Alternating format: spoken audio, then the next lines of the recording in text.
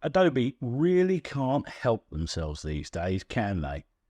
Every other week, some new scandal sends their PR teams scrambling to put out fires and perform damage control. Their dizzying monopolistic control of the creative software market has clearly made them equal parts arrogant and complacent. So, is it time to ditch Adobe, to spend our money with software companies that don't treat us like a piece of crap? Should we add them to the list of evil companies alongside Nestle, Monsanto, DuPont, Purdue Pharma, Shell Oil, BP, Texaco, Meta, Cargill, Amazon, and Blackwater? Or is Adobe simply the corporate equivalent of a bumbling idiot, like that shit magnet of a mate who's always letting you down, but, they've got the Wi-Fi password and the Netflix account?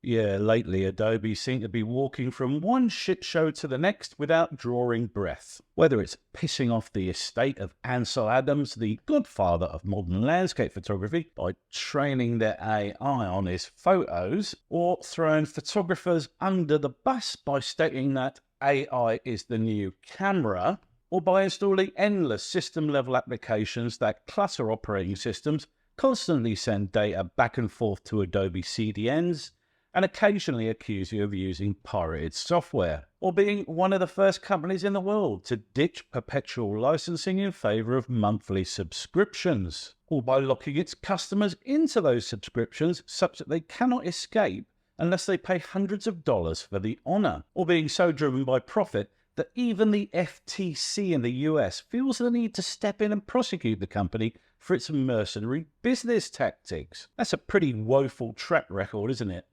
And it's not like Adobe got shit recently. It's been going on for a while. Remember when, in 2013, Adobe got hacked and 38 million credit card numbers were whisked off to the dark web because, incredibly, they used the same password encryption key for all 38 million affected users? Or in 2019, when nearly 7.5 million Adobe Creative Cloud user records, including email addresses and account information, were left exposed to anyone with a web browser, or when they were fined $3 million by the US Department of Justice for paying kickbacks to government officials so that they choose Creative Cloud for federal employees. It just goes on and on and on. The Adobe stock price looks more like an ECG. It travels so far up and down these days as they stumble from one PR disaster to another. Between the mid-90s and 2011, their stock price was consistently hovering around $30 a share. But when they switched to a subscription model, it soared, reaching up to an incredible $688 per share by 2021. Wall Street clearly loves subscription models, even if most users do not. In 2021-2022, that stock price more than halved, dropping to a mere $275 per share in September 2022. But by early 2024, it was back up in the $600 per share range. Just today, as I film this, Yahoo Finance had this to say about Adobe stock. In terms of guidance, Adobe expects 2024 revenue growth between 10% and 11%. Overall, the solid headline numbers from Adobe provide good reasons for investors to buy or hold the stock. So it doesn't look like the controversies are bothering the old diamond hands, does it? The two most recent scandals to engulf Adobe seem to have landed differently to the other incidents on their rap sheet, and there appears to be a small but growing movement away from Adobe to the alternatives. They hit the headlines a couple of weeks ago thanks to an update to their terms of service that royally pissed off everyone, but particularly creative professionals. The update in question appeared to grant Adobe access to scan user content, which many, understandably, interpreted as a privacy intrusion. This caused a shitstorm of outrage in the creative community, leading to user cancellations and calls for transparency regarding how the scanned data would be used. What seems to have tipped Adobe customers over the edge is how poorly it communicated the changes to those terms of service. They basically presented them to Creative Cloud users as a fait accompli, with no indication that anything important had changed. The section in question said, quote, techniques such as machine learning, unquote, may be used to analyze content to improve services, software, and user experiences. The interpretation of those terms was that, therefore, Adobe was going to use our creative output to train its lackluster Firefly AI. After 1,000 angry bloggers took the internet and laid the boot into Adobe, they responded by saying that Firefly generative AI models are trained on a dataset of licensed content such as Adobe stock and public domain content where copyright has expired. Calm your farm, don't get your knickers in a twist, simmer down, keep your shirt on, etc., etc.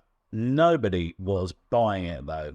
And who could blame them? Was it like Adobe had this amazing track record for honesty in its dealing with its user base after all? Then Scott Belsky, the same throbbing bellend who said that AI is the new camera, got onto Elon Musk's sewage farm of a social media network and admitted that the wording was vague as fuck and that he'd get the lawyers to try again. Those new terms of service have just been released and it's a big walk back on the previous ambiguous small print. They've now explicitly stated that they'll leave our stuff the fuck alone, amongst lots of other arse-covering legalese. In the new terms of service, updated on the 18th of June, it now says, we don't scan or review content that is stored locally on your device. We also don't train generative AI models on yours or your customers' content unless you've submitted the content to the Adobe stock marketplace. The question, of course, is whether or not anyone believes a word they say. As the internet collectively grows tired of Adobe's bullshit,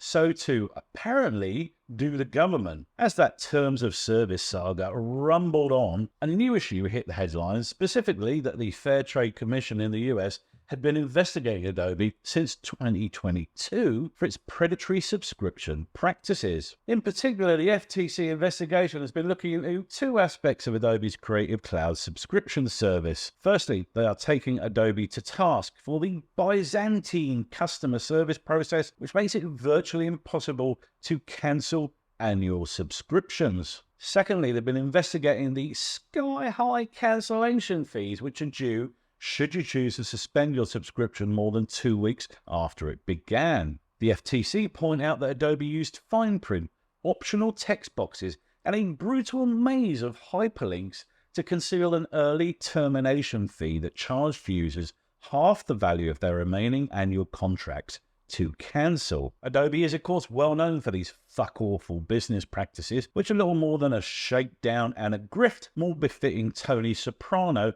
than a world-famous software company. The only reliable method to escape those ridiculous cancellation fees, incidentally, was to downgrade your subscription, which effectively counted as starting a new subscription, and then you could safely cancel within that 2-week grace period. So I think we can all agree that Adobe are grifters, confidence men, and corporate douche nozzles who give people smugglers a bad name. Should we all be so outraged that we do the subscription cancellation dance and move on to pastures new? That's the $64,000 question, isn't it? But when you get down into the roots of this thing, you might find you're forced to be slightly more pragmatic about it. Adobe's apps have definitely succumbed to bloat over the years, some worse than others, and you might find a more streamlined alternative is a better fit and a cheaper option. The central problem, as far as I can see it, is that while there are alternatives to the apps in the Adobe suite, in many cases they are simply not as good. For example, give me a viable alternative to Adobe Lightroom that accomplishes the same tasks with the same feature set in one app. I can wait. I made a whole video about this in which I investigated the alternatives. I'll link it up there. But the truth is that there's nothing on the market that's as refined as Lightroom and with a comparable feature set. Sure, you can use Mylio, Peak 2 or AC/DC as an asset manager, but you'll then need a good RAW editor to actually process your photos. And again, it's not all in one. And while users of other RAW editors like to heap shit on Lightroom, the truth is that it's an extremely capable tool with the best masking capabilities on the planet, an excellent demosaicing engine, an expansive camera and lens correction database, and some of the best AI denoising on the market. Although there are some strong contenders in the image editing space, none have convinced me to abandon Photoshop. The people's champion is, of course, Affinity Photo. It's an alternative to Photoshop, but not Lightroom, since it has no asset management features at all. There's no arguing that it's great value for money, but otherwise, it's not as capable and is feature-rich in weirdly niche areas such as open color I/O and procedural texturing. I'm a fully paid-up customer who bought both version 1 and version 2 of Affinity Photo, and I keep willing it to get better, but new features are tiny and incremental and consistently free of crowd-pleasing tools such as AI masking. If Affinity Photo works for you and suits your photographic workflow, then that's great. But cynical bastard that I am, I suspect that many of those who do decide to ditch Lightroom and/or Photoshop for something like Affinity Photo will return to the Adobe fold, just like happened during the big post-subscription Capture One migration of 2013. Now, I realize it sounds like I'm championing Adobe here, but that is not the case. Massive corporate entities don't give two shits about me, and I don't give two shits about them. If something genuinely better came along, I'd be among the first to jump ship. I just believe you have to be realistic about these things. I'm not going to champion the little guy just for the sake of flicking the bird at Adobe. Outside the rest of the Creative Cloud suite and the rest of Adobe's world-famous apps, there are actually some alternatives that are solid options. DaVinci Resolve, for instance, is a far superior video editor to Premiere in every way, not least because it doesn't crash every 5 bloody minutes. Though as a Mac user, I personally prefer Final Cut Pro X. Figma is a better choice than Illustrator for vector design in many instances. Adobe, of course, clearly felt this to be the case because they tried and failed to purchase Figma for the not inconsequential sum of $20 billion.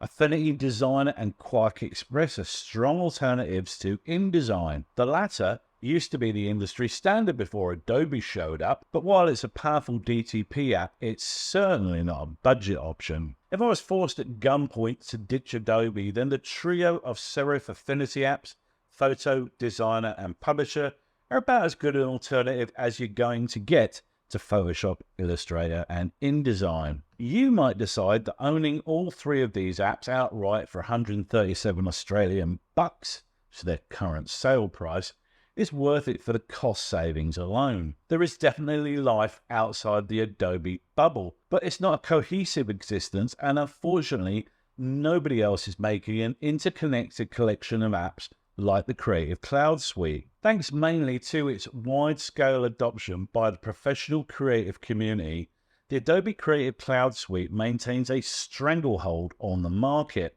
Despite the controversies, PR disasters, security problems, and appalling treatment of its loyal customers, Adobe continues to maintain both its market share and its share price. They tried and failed to add Figma to the Creative Cloud, but they usually get their way. Quite often they maintain their technical and market dominance not through innovation, but through acquisitions. Autodesk PageMaker and FrameMaker morphed into InDesign. Fractal Design's Painter went into Photoshop. Macromedia Dreamweaver was purchased in '97 along with GoLive and then fully assimilated. Cool Edit Pro became Audition. Digidocs added to Acrobat, and on and on. Anyone who works in the creative industries or who works in a job with creative overlap will tell you that the Creative Cloud suite is the industry standard. On job advertisements, you'll often find wording that specifically refers to Adobe products. Knowledge of Photoshop instead of portrait retouching skills, for instance. That means that schools and higher education places train their students on the Adobe suite because that's what they'll be using when they graduate. Adobe's market share is protected by its omnipresence in business and the need to train the workforce of tomorrow on the tools they'll use in the workplace. It's a powerful cyclical monopoly and it shows no signs of weakening. So to answer the question I posed at the start of this video, should we ditch Adobe? If possible, yes. But don't go shaving your eyebrows off just to win a staring contest. I suppose the larger question is whether or not Adobe should be considered to be evil. And the answer to that is a qualified yes. It's qualified only in the sense that the majority of businesses are evil, because that is the inherent nature of doing business in late-stage capitalist 2024 society. Unless they're structured as some kind of non-profit community cooperative, all companies operate to generate profits for the owners and or shareholders. That is their prime directive. Some companies choose to treat their customers well. That is true, but make no mistake, if the viability of that business is at stake, they will throw the customers under the bus rather than let the business fail. Adobe persisted with unpopular measures such as the subscription cancellation policy because they could. Their unchallenged market domination, secured partly by sales to corrupt public officials, partly by their industry standards status, partly by their storied history as digital innovators, and partly by the lack of realistic alternatives, meant they could get away with predatory, ruthless, and exploitative business practices. If you lavished a whole $17 on shares in Adobe when they first went public in 1986 at a price of 17 cents, you'd now be sitting on an investment of $52,000. That kind of return has been an ongoing reality for investors in Adobe Incorporated, and those investors are hardly likely to willingly jeopardize the returns they're seeing just in the name of customer relations. So what does the future hold for Adobe? Is there anything they can inflict on their customers that will finally cause a mass exodus away from their product range? Honestly, I don't think there is.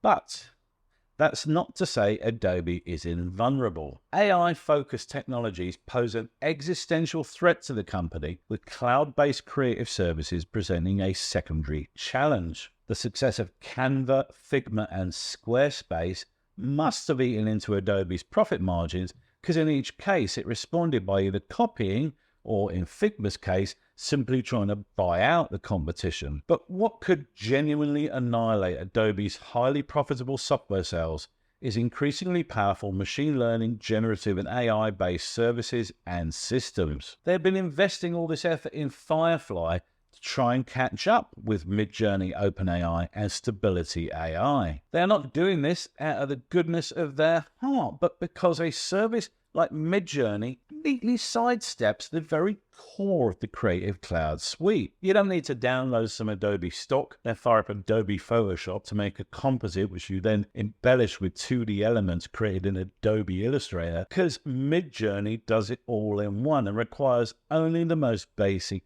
prompt typing skills. Adobe have clearly recognized the threat from generative imaging systems, and they're working their asses off to integrate their version into their suite of apps, because if they don't, they'll go extinct. It surely won't be long until an AI Photoshop equivalent explodes onto the scene, and you can retouch, edit, and grade images by either text or voice prompt. So where does that leave us? I'm reminded of the headmaster of my primary school who, upon seeing me outside his office for disciplinary action for the third time in a single week, told me he was disappointed but not surprised. I find myself disappointed but not surprised by Adobe. Those of us who continue to use their software do so for a variety of reasons, but at this stage in the game, we all know what we're getting into. Ultimately, every consumer has the choice to talk with their money. They can stop buying Adobe's goods and services and spend that money with other developers. Under sufficient public pressure, Adobe might reform its practices, abandoning its current image as both a yard boss and a scammer. But remember, it's just business, and there's only one real way to effect real change. Vote with your dollars, your quids and your euros, because it's quite literally the only language they understand. Oof, well, that'll do us for this video, guys. A bit of a long one, but there was quite a bit to cover there, wasn't there? Are you ditching Adobe and moving on to pastures new? Like me, will you be sticking with them despite the abusive relationship? Let me know in the comments section down below. If you got value from this content, then please give it a like and consider subscribing for more photo, video and drone related content from yours truly. Till the next time, guys. Ta-ta!